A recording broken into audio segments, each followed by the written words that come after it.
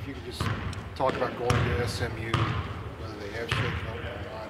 Yeah, they're 13-1 at home. The atmosphere down there is. I thought they played really well last night.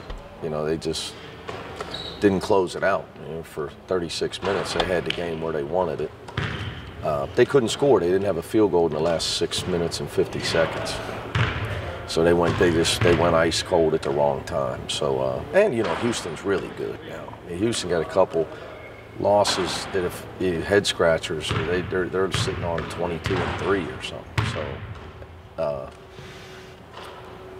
you know, all that said, no matter if Shake Milton plays or not, they've still been an unbelievable home team in the last 4 or 5 years. I mean, unbelievable, their record.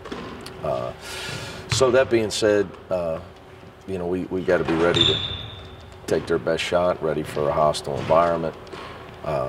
They play with a lot of pride. They're an NCAA tournament team. All their kids have been in the tournament. Their recruits expect to be in the tournament.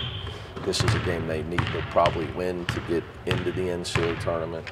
So I think that we would be foolish to think that they're not going to play unbelievably hard to give themselves a chance to get a quality win.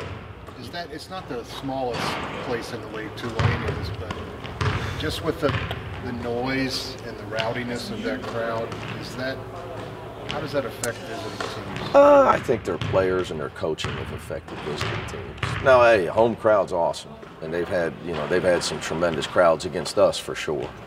And no coach is going to turn down the raucous student section. But I think, you know, hopefully by now our guys are used to that. But I would give their home winning 80% to their coaching and play, 20% to their crowd maybe.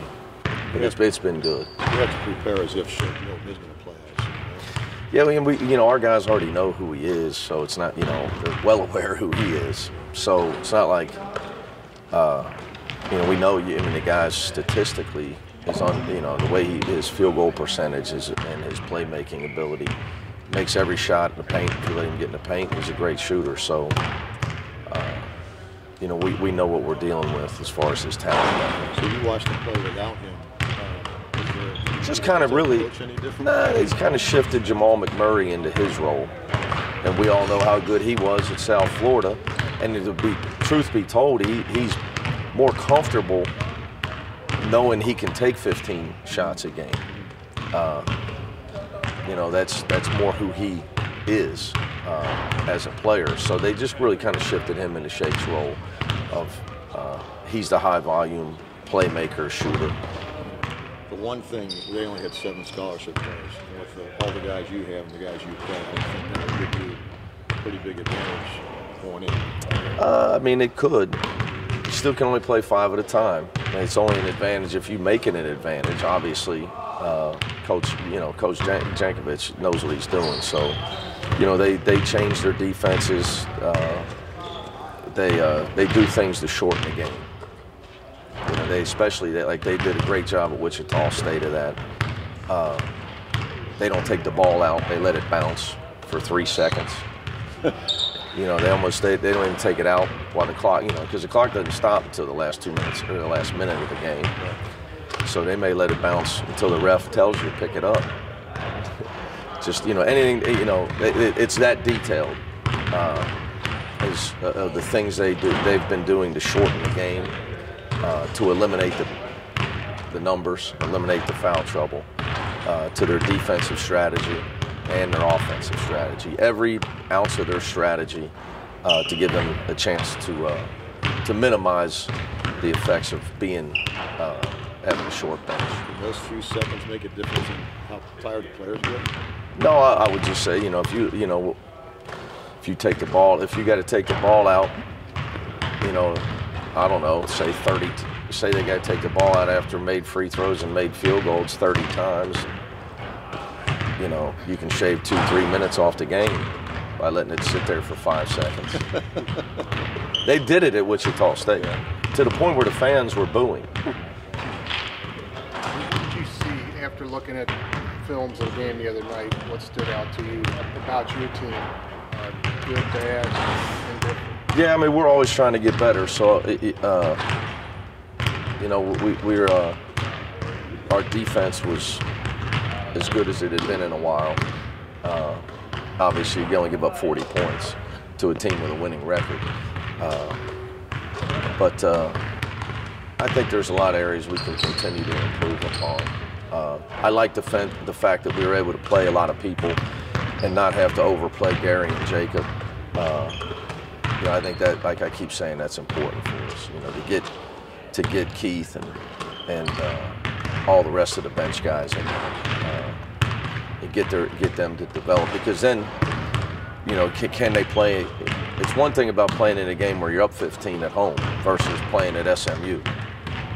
You know, and then then the next game's on the road, then the next game's Wichita State. So, you know, we'll see. But that's our area. Keep getting the guys that don't start for us better, and keep getting, you know, Justin and Kane trying to continue to work with their taking care of the ball and their shooting, because they get a lot of open shots on this team.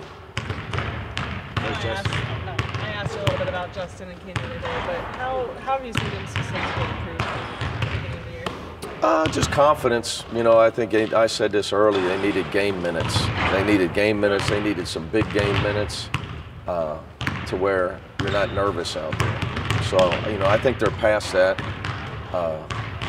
and I think they're understanding of what we want from them on the floor, on the defensive end especially, has grown.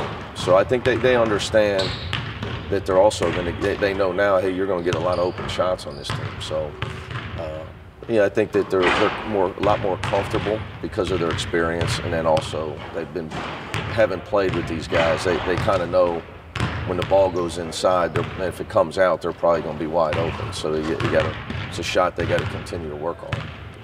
Coach, SMU's got even without Shake, they got a lot of good three-point shooters. You guys, last year you were in the hundreds, the year before in the 200s, three-point defense. Now you're like 11th. What do you think the difference this year's been? Style of defense, 100%. Yeah, 100%.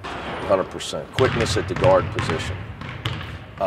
Two things have changed for us defensively because of depth and quickness. The three-point defense and our overall defense. Kyle, Nasir, E, Gary, and Trey being able to defend on the perimeter. So it allows us to do more things instead of trying to keep them on certain people. We haven't had to worry about it. And it's strategically allowed us to eliminate the three-point line. Those guys' ability to defend guards at the three-point line would be the second part of it. The first part of it is Justin and Kane with their ball pressure, and really being in more of a ball pressure defense than a contained defense. You mentioned Kyle. The other night he has an on-ball block shot in the post. I mean, his defense, I asked you about this about a month ago. I mean, is it continuing to get even better? Yeah, I think he's better on the ball than, you know, than rotations at times. But, you know, he's come a long way defensively, you know, and he's trying. That's all you can ask. You know, I think as a coach, you see coaches that are looking to go on vacation right now. It's because their kids aren't trying. You know, that's never been an issue with this team. It's never been an issue with Kyle. So he's been a godsend for our program. I mean, you think he's got a chance to win 60 games or more in 2 years as a player here? I mean, the effect he's had on our program with his attitude, his love for basketball, his effort. He's always trying. He's always listening. His effort in every drill is great. He's never had a day where like you could tell he just didn't want to be at practice. That stuff don't show up on the stat sheet, but it matters. You got to have 2 or 3 guys on a basketball team that got life and energy and talk and love the game, and they're there every day and they're always picking up their teammates. You know, you can only have so many guys like Kaz that just linger in the background. You know, you got to have some hustlers, some scrappers out front.